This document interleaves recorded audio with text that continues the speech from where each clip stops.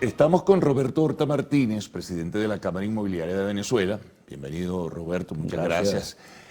Yo creo que es importante, ya estamos en el primer semestre, ¿no?, del año y siempre, como este es el país de los balances, siempre estamos haciendo un balance de algo.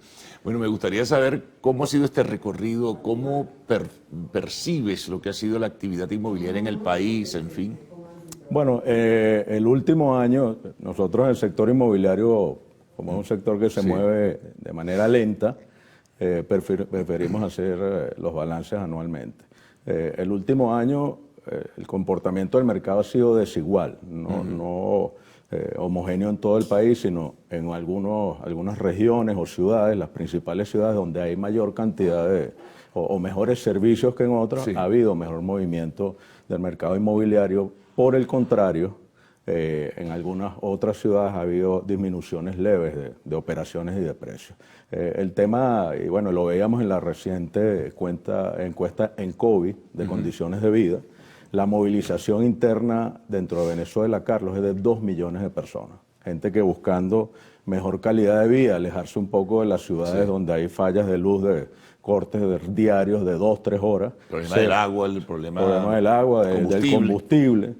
Y esa movilización hace que algunas ciudades sean más deseables que otras. Y por eso tenemos que hablar de ese crecimiento o ese comportamiento desigual, algunas con unos aumentos leves y otros de 5-8% y otras más bien disminuciones. En general, si lo vemos en los últimos 4 años, sí ha habido una recuperación leve del valor de los inmuebles, bueno, que estaba un piso histórico que prácticamente la tercera parte de lo que vale cualquier inmueble en Latinoamérica. No, quería preguntarte dónde se ha expresado más claramente esa migración interna, en qué ciudades de Venezuela. Bueno, hacia Caracas, hacia Lecherías en Oriente, Barquisimeto, Valencia, o sea, donde haya mejores servicios, ahí va a haber más gente migrando, más gente alquilando. Lo que quisiéramos es que todas las ciudades tuvieran dotación de servicio constante, no hubiera corte de luz, y por eso hacemos siempre énfasis en que tiene que haber un plan de mantenimiento nacional de los servicios, del tema eléctrico, que por lo general es uno de los que más afecta al tema inmobiliario. Tú hablas del alquiler, que parece ser que es lo único que se mueve, porque construcción no hay. Las cifras de la Cámara Venezolana de la Industria de la Construcción son a veces patéticas, ¿no? Bueno, el mercado es una mitad arrendamiento. Sumándole también, perdona, el bajo poder adquisitivo también del venezolano. Sí, totalmente. Es aproximadamente 51% arrendamientos, 49% compra de inmuebles, principalmente apartamentos de clase media. El día viernes, Carlos, estuvimos reunidos con el ministro de Vivienda, asistimos al órgano superior de la vivienda, y le insistimos al ministro en varias cosas. El motor construcción, que es la mesa de trabajo donde se reúnen varias organizaciones, el sector tenía 1 año sin reunirse. Entonces le manifestábamos al ministro, ¿qué hacemos? Bueno, estamos siempre dispuestos a trabajar, a aportar en conjunción con el sector público, pero si las principales reformas que necesita el sector inmobiliario, el sector construcción, son reformas legales, ¿por qué no asisten a esas mesas los diputados de la Asamblea Nacional, que es donde se reforman las leyes? Pero lamentablemente eso no ha sucedido. También le solicitamos al ministro que en esas mesas estuviera presente el director del SAREN, porque bueno, el tema de los registros en la compra de inmuebles en algunos registros sigue siendo muy preocupante. Cifras que mientras la ley establece un 2%, el arancel es 5, 10, 20, 30, y mucha gente tiene que desistir de excesivamente alto, ¿no? Y no hay ninguna justificación en ese sentido. No hay ninguna justificación. Ni hay ley que lo justifique tampoco. Pero eso tiene un impacto social muy nocivo. Claro. Una familia que una situación como la actual, Carlos, donde tenemos 7 años sin crédito bancario para la adquisición de vivienda, donde la gente que pueda comprarlo hacia pulmón, sin apalancamiento, que se encuentre con esa pared, de que le diga, mira, no, usted aparte de conseguir esta cantidad tiene que buscar un 20, un 30 para poder pagar ese arancel, que es un servicio público. Eso es una injusticia tremenda. Es tremendo y bueno, vamos a seguir insistiendo en... Y no tiene ninguna justificación. No tiene justificación alguna, es un servicio público que debería ser accesible, pero en la realidad, Carlos, se ha convertido en un impuesto a la compra de vivienda. Porque la mayoría, o de inmuebles, la mayoría de de las operaciones son sobre vivienda y esto afecta a la familia venezolana. Y eso tiene que cambiar. Claro, y te mencionaba el caso de construcción, hablaba de las cifras que ofrece. Realmente es patético, calificaba así. Es muy pobre la construcción en el país, o sea, no hay posibilidades y lo que construyen debe ser excesivamente caro, o es excesivamente caro. Lo muy que existe, poco, sí, muy poquito. Actualmente son algunos proyectos en la zona norte del municipio de Chacao, en Caracas, pero tú vas al interior, nosotros estamos presentes en 19 estados del país y bueno, es triste llegar y ver en algunos estados que no hay ningún tipo de construcción. Entonces, el tema, Carlos, es que tiene que haber una reforma profunda en el tema económico. No podemos seguir apegados a temas ideológicos, creyendo. Aquí hay que abrir, incentivar la economía, darle incentivos al sector privado, buscar la forma de reactivar el crédito bancario, tanto para la construcción como para la adquisición de vivienda, pero eso ya comprometería el presupuesto nacional. Lo que le insistimos al ministro es que nos enfoquemos en la parte legal. El Estado lo que necesita es crear condiciones de confianza, con seguridad jurídica para que vengan los inversionistas de afuera y los inversionistas nacionales.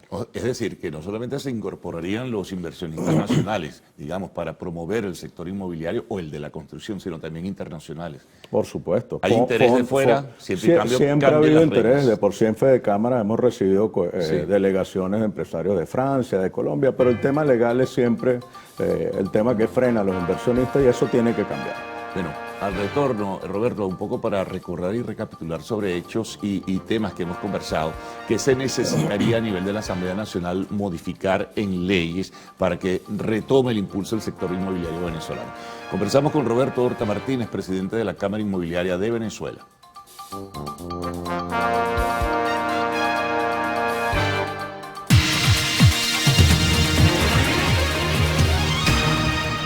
Bien, continuamos conversando con Roberto Horta Martínez. Dejaba planteado, Roberto, el tema que debería cambiarse, qué sugieren, qué han asomado ustedes en conversaciones con los parlamentarios, qué debería ser en definitiva el poder legislativo. Son 3 leyes y nosotros hemos hecho las propuestas puntuales. La ley de arrendamientos de vivienda. En cualquier país del mundo el primer paso habitacional que da cualquier familia es el arrendamiento. La mitad de las personas en el mundo viven en arrendamiento y ya han pasado 13 años de una ley sumamente restrictiva que no ha funcionado, que está totalmente desfasada. Tenemos una economía que está referida a la moneda extranjera. Sí. La ley de arrendamiento de vivienda prohíbe los contratos de moneda extranjera. Por cierto, recientemente el Tribunal Supremo de Justicia emitió una sentencia donde interpretó que se podían, la recuerdo, se podrían referir a moneda extranjera a los contratos de locales comerciales, pero al final no desaplicó el artículo. Entonces tenemos un ordenamiento jurídico quizá locales comerciales, pero no en caso de viviendas. Tenemos un ordenamiento en la parte inmobiliaria desfasado de lo que es la realidad económica del país. Todos los contratos, inclusive hay notarías que aceptan los contratos en dólares, de comercios, de oficinas, pero al final está prohibido. O sea, es un tema que tiene que revisarse para que entren los fondos de inversión de afuera, para invertir en materia inmobiliaria y para que los mismos venezolanos que están viviendo fuera del país, que tienen ese apego, inviertan aquí en nuestro país. Hay mucho inmueble disponible, es una verdadera oportunidad para las personas que quieran traer sus capitales a Venezuela, pero hace falta generar confianza, un mensaje claro de que se va a respetar la propiedad privada. Eso es lo importante, es la seguridad jurídica, porque hay gente que pudiera alquilar, gente que vive aquí o gente que se marchó pero que pudiera alquilar, pero tiene miedo que se le meta a alguien, después se quede ahí y no le pague. Sí, entonces eso tiene que cambiar. Nosotros aspiramos que la Asamblea Nacional, que últimamente lo que hemos visto son leyes de corte político, leyes que generan nuevos tributos, pero ¿dónde están las leyes que incentivan la economía? Venezuela, los venezolanos, los empresarios, los comerciantes están esperando mejores condiciones, más oportunidades, y eso tiene que venir con un mensaje y una reforma del ordenamiento jurídico para generar esa confianza y la seguridad jurídica necesaria. ¿Qué otras leyes pudieran también modificarse? Ley contra la estafa inmobiliaria, que es la que frena principalmente a la construcción, porque eliminó totalmente la ganancia que puede tener un promotor o constructor, que evidentemente tiene que tener una ganancia. Claro. y bueno, que generó otras restricciones, y la ley del deudor hipotecario que prohíbe referir a las hipotecas en el caso de vivienda a la moneda extranjera. Entonces, ¿cómo podemos reactivar el crédito si no se puede colocar o no se puede hacer un documento en moneda extranjera para garantizar una hipoteca? Y otra de las figuras que nosotros pensamos que se pueden potenciar perfectamente es el financiamiento propio. Es decir, un vendedor de una casa o de un apartamento que no logre colocar ofrece un financiamiento directo al comprador y lo garantiza con una hipoteca. Entonces, hace falta la reforma puntual, se lo manifestamos al ministro el día viernes y creo que si y hay una sensatez de entender que esas leyes de hace 13 años ya están totalmente desfasadas, que no están sirviendo a la economía del país, podríamos reactivar el sector inmobiliario. Ahora, la percepción que han tenido ustedes, Roberto, de esas reuniones que indican que hay la disposición, me refiero ya a nivel de Poder Ejecutivo por una parte, pero también a nivel del Poder Legislativo. Bueno, en algunos entes del Estado percibimos que hay intenciones de reforma, que entienden el tema, y en otros hay apegos a temas ideológicos o que si una ley se generó en el año tal, fue en tales condiciones, no puede ser reformada. Un país o una economía no funciona así. Más bien las leyes, la Asamblea Nacional tiene que estar detectando que hay que modificar y montarse en esa reforma legal, como se han hecho en otros entes, pero lamentablemente en la parte económica han sido pocos los cambios. El crédito es determinante, es medular en todo esto, tanto para reactivar la industria de la construcción, en fin, como también para que la gente pueda solicitar un crédito, pero la situación es muy difícil, ¿no? La banca se encuentra de manos cruzadas y adicionalmente a esto, hay una declinación evidente del poder adquisitivo, mucha gente se fue del país, otros no, en fin.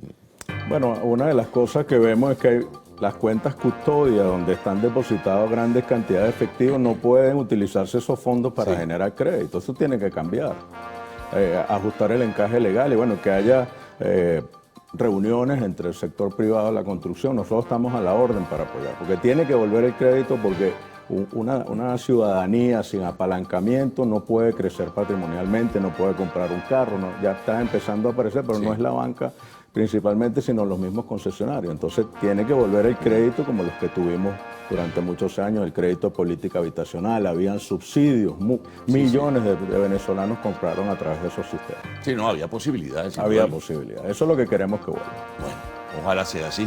Roberto, muchas gracias por haber estado con nosotros y ofrecer esa información tan importante sobre el sector inmobiliario nacional. Nos vamos a la pausa, como siempre, y al regreso, arte y espectáculos en lo actual.